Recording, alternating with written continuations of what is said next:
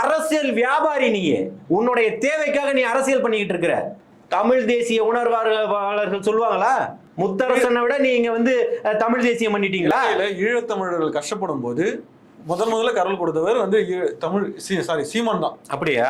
வைகோ கொடுக்கலையா குரல்? வைகோ போய் சந்திக்கலையா பிரபாகரன்? அவர் சொல்லிட்டு இருந்தாரு ஆமக்கறி தின்ன அவிச்ச குஞ்சு தின்னு சொல்லிட்டு இருந்தாரா? என்னங்க பேசுறீங்க? நீ நேத்து நீயே ஈழத்தமிழர்கள் பிரச்சனை எத்தனை ஆண்டுகளா நடந்துகிட்டு இருக்குது, அதை பத்தி பேசுங்க. ஆண்டன் பாலசிங்கம்னு ஒருத்தர் இருந்தாரு, அவருக்கு தான் ஏற்பாடு செஞ்சாரு இந்திய ராணுவத்தோட உட்கார்ந்து பேசக்கூடியதை. மறந்துடுவாரா சீமான்? எத்தனை நாள் போய் தங்கிட்டாரு? இத்தனை தடவை நான் இட்லி தொட்டுக்கிட்டேன், சாம்பார் தொட்டுக்கிட்டேன், சட்னி தொட்டுக்கிட்டேன், மொத்தமும் புழுகா இருக்க. அகதிகள் இலங்கை தமிழர்களை ஈழத்தமிழர்களை இன்னைக்கு நேர்காணல் எடுக்கிறதுக்கு தயாரா இருக்கிறீங்களா? எந்த அகதி முகாம்களுக்கு வேணாலும் போகலாம், தயாரா இருக்கிறீங்களா? சீமான கழுவி ஊத்திக்கிட்டு இருப்பான். ஈழத்தமிழர்கள் பேரை சொல்லி நீ வாங்கி தின்னுகிட்டு இருக்க.